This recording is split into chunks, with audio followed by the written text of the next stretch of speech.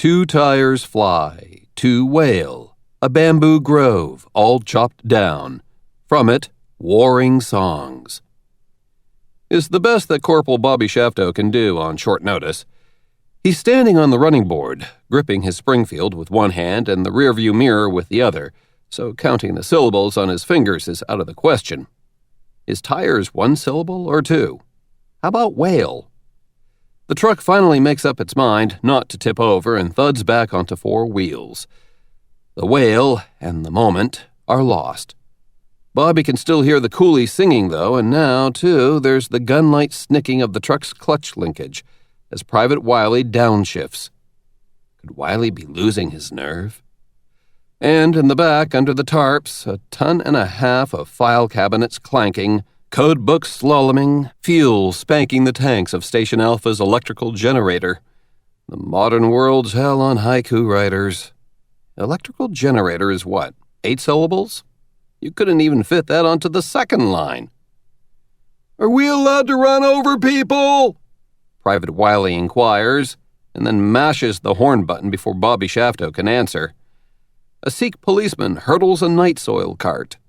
Shafto's gut reaction is, sure, what are they going to do, declare war on us?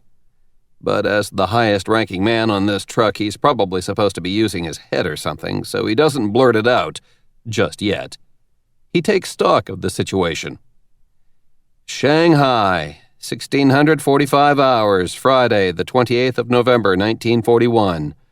Bobby Shafto and the other half-dozen Marines on his truck are staring down the length of Jiujiang Road, onto which they've just made this careening high-speed turn.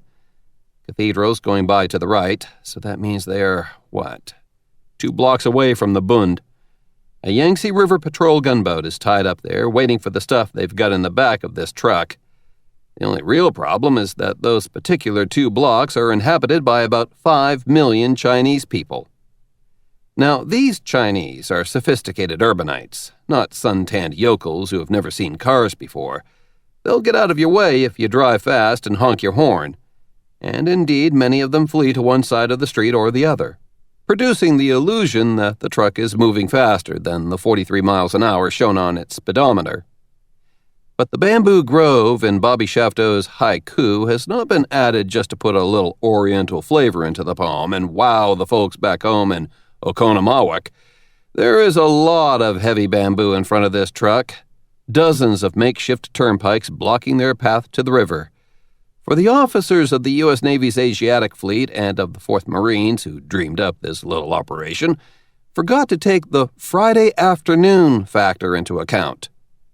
As Bobby Shafto could have explained to them, if only they'd bothered to ask a poor dumb jarhead, their route took them through the heart of the banking district. Here you've got the Hong Kong and Shanghai Bank, of course, Citibank, Chase Manhattan, the Bank of America, and BBME and the Agricultural Bank of China, and any number of crappy little provincial banks, and several of those banks have contracts with what's left of the Chinese government to print currency. It must be a cutthroat business because they slash costs by printing it on old newspapers. And if you know how to read Chinese, you can see last year's news stories and polo scores peeking through the colored numbers and pictures that transform these pieces of paper into legal tender. As every chicken peddler and rickshaw operator in Shanghai knows, the money printing contracts stipulate that all of the bills these banks print have to be backed by such and such an amount of silver. For example, anyone should be able to walk into one of those banks at the end of Junjian Road and slap down a pile of bills and, provided that those bills were printed by that same bank, receive actual metallic silver in exchange. Now, if China weren't right in the middle of getting systematically drawn and quartered by the Empire of Nippon, it would probably send official bean counters around to keep tabs on how much silver was actually present in these banks' vaults, and it would all be quiet and orderly. But as it stands, the only thing keeping these banks honest is the other banks. Here's how they do it. During the normal course of business, lots of paper money will pass over the counters of, say, Chase Manhattan Bank. They'll take it into a back room and sort it, throwing into money boxes, a couple of feet square and a yard deep, with ropes on the 4 corners, all of the bills that were printed by, say, Bank of America, all of the Citibank bills into another. Then, on Friday afternoon, they will bring in coolies. Each coolie, or pair of coolies, will of course have his great big long bamboo pole with him.